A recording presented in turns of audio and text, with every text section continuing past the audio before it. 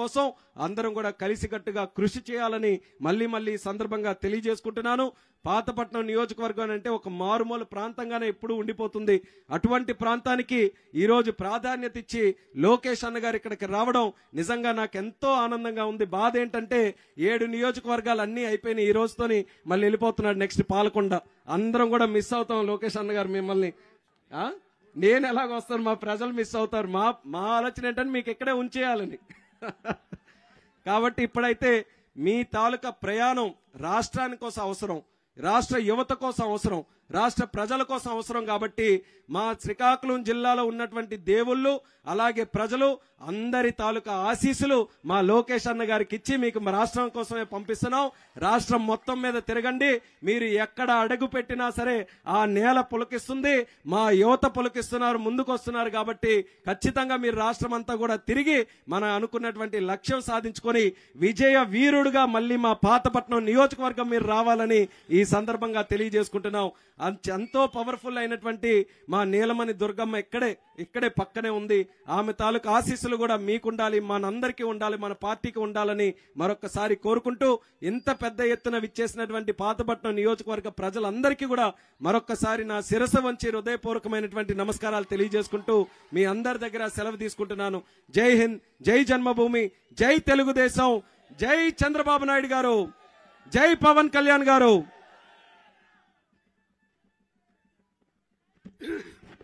Thank you MP గారు, మీ speech చాలా ఉత్తేజకరంగా ఉంది.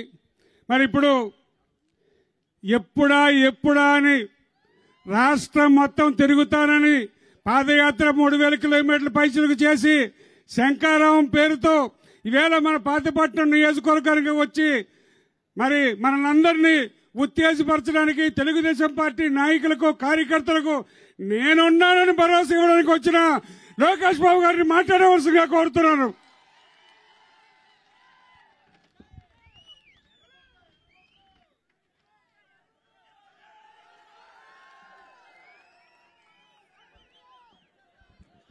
ఎర్రబుక్ ఎట్లా మర్చిపోతా స్వామి, ఎందుకు మర్చిపోవాలి?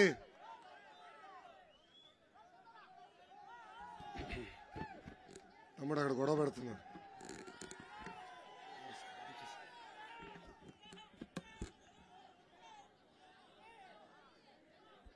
వేదికమైనున్న పెద్దలందరికీ పేరు పేరున నా హృదయపూర్వక నమస్కారాలు. ఈరోజు ఈ శంకరావం సమావేశానికి విచ్చేసిన తెలుగుదేశం పార్టీ కార్యకర్తలందరికీ నా హృదయపూర్వక ధన్యవాదములు. గత 4 సంవత్సరాలు 10 నెలలుగా ఎత్తిన పసుపు జెండా దించకుండా ఎన్ని కేసులు పెట్టినా ఎదురు తిరిగి పోరాడిన మా పసుపు సైన్యానికి పేరు పేరున నా హృదయపూర్వక నమస్కారాలు. పోరాటాల గడ్డ ఉత్తరాంధ్ర, ఉద్యమాల గడ్డ ఉత్తరాంధ్ర. ఉత్తరాంధ్ర ప్రజల రక్తంలోనే ఉంది కష్టపడే మనస్తత్వం. ఒక ఆంధ్ర రాష్ట్రంలోనే కాదు, భారతదేశంలో ఎక్కడికి వెళ్ళినా ఉత్తరాంధ్ర ప్రజలే ఉంటారు. శ్రీకాకుళం ప్రజలు స్పీడే వేరు. మీకు చెయ్యాలంటే భయం వేస్తుంది స్వామి, మీ పట్టే వేరు. ఎవరైనా మంచి పని చేస్తే మీరు జీవితాంతం గుర్తు పెట్టుకుంటారు.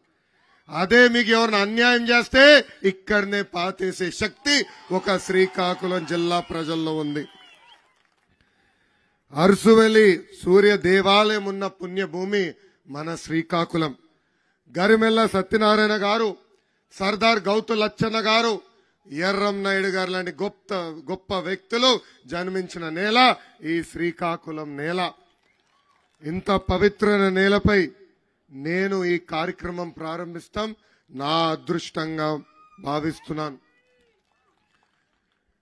జగన్కి ఒక శాపం ఉంది. ఆ శాపం ఏంటంటే నిజం చెప్తే తల 100 ముక్కలుగా పగులుతుంది. రోజుకొక అబద్ధం, రోజుకొక మోసం. అసలు మోసానికి ప్యాంటు షర్ట్ వేస్తే అచ్చు జగన్ లాగా ఉంటుంది. ఎన్నికల ముందల ఎంత తీయగా మాటలు చెప్పాడండి, ఎన్ని మాయ మాటలు చెప్పాడు. దొరికిన ప్రతి మహిళకి ముద్దులు పెట్టాడు. ఇప్పుడు ఏకంగా గట్టిగా గుద్దుతున్నాడు. ఎన్నికల ముందల 2,30,000 ఉద్యోగాలు కల్పిస్తా అన్నాడు.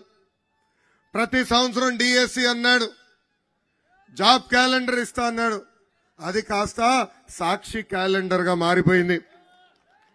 డిఎస్సి నోటిఫికేషనే ఒక మోసం.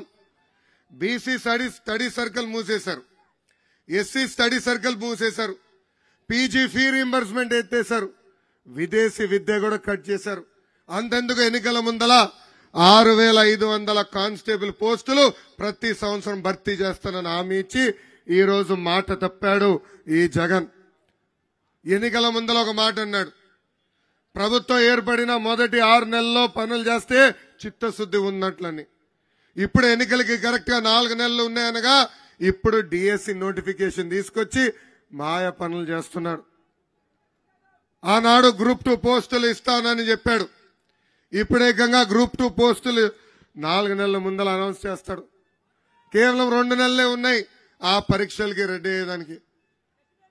మన ప్రభుత్వం ఉన్నప్పుడు కనీసం 4 నెలల సమయం ఇచ్చేవాళ్ళం. పోన్లే సమయం తక్కువ ఇచ్చాడు, కనీసం పోస్టులు ఎక్కువ ఇస్తాడు అనుకున్నాం. ఎన్ని గ్రూప్ 2 పోస్టులు విడుదల చేశాడు తెలుసా? కేవలం 897 పోస్టులు. ఆ పోస్టుల కోసం ఎంతమంది పరీక్షలు రాశారో తెలుసా? 5 లక్షల మంది నిరుద్యోగ యువకులు. ఇది జగన్ చేసిన మోసం కాదా అని ప్రజలందరినీ ఒక్కసారి ఆలోచించమంటున్నా. అందుకే